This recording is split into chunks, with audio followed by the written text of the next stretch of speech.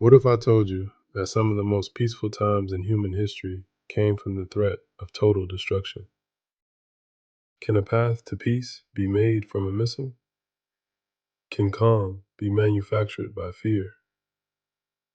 Back in the Western days, they called the revolver a peacemaker, but the only peace it created came from sending a person to rest in peace. So I have to ask you, is peace something we build or something we enforce? Let's talk about it. Since recorded history began, there has never been a permanent global peaceful era. Tribal conflicts, religious wars, world wars, cold wars, proxy wars. Even when two nations aren't shooting at each other, they're preparing to. So let me ask you something. Is peace even obtainable? Or is it just a pause between wars? Because if peace has never existed globally, maybe conflict is our default setting. There's a philosophy that says, wars or the threat of it prevents bigger wars. Deterrence. The idea that if you're strong enough, no one will attack you.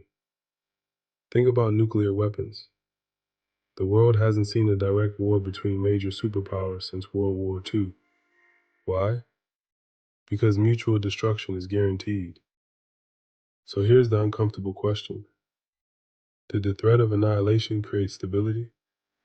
Is fear more effective than kindness? When you know someone can destroy you, you behave differently. But is that peace? Or is that tension under control? Is a neighborhood peaceful because everyone respects each other? Or because everyone knows someone might be armed? The Colt revolver was literally nicknamed the Peacemaker, but peace didn't come from diplomacy, it came from finality. If you shot first, you survived. That's not harmony, that's dominance. And here's where it gets deeper. On an individual level, strength often prevents conflict.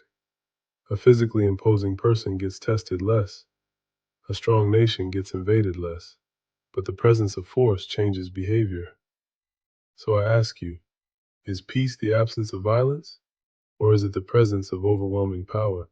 Why do humans fight? Territory, resources, ideology, power, and pride.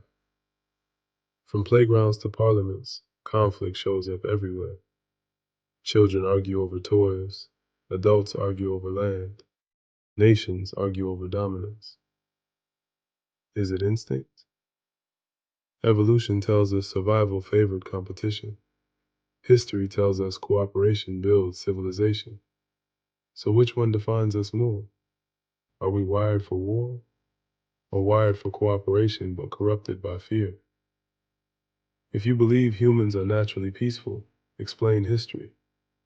If you believe humans are naturally violent, explain love, family, sacrifice. Both exist. So which one is the core? Some argue major wars reset the world.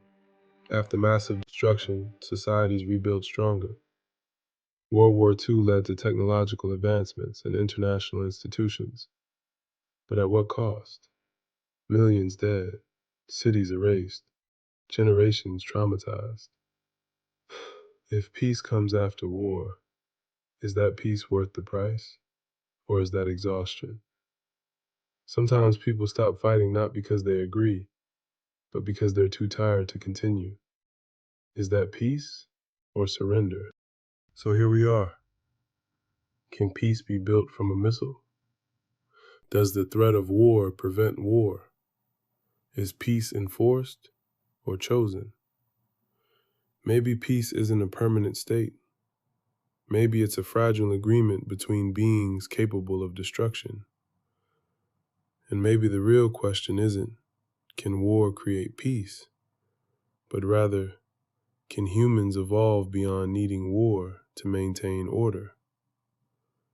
Until next time, these are my thoughts.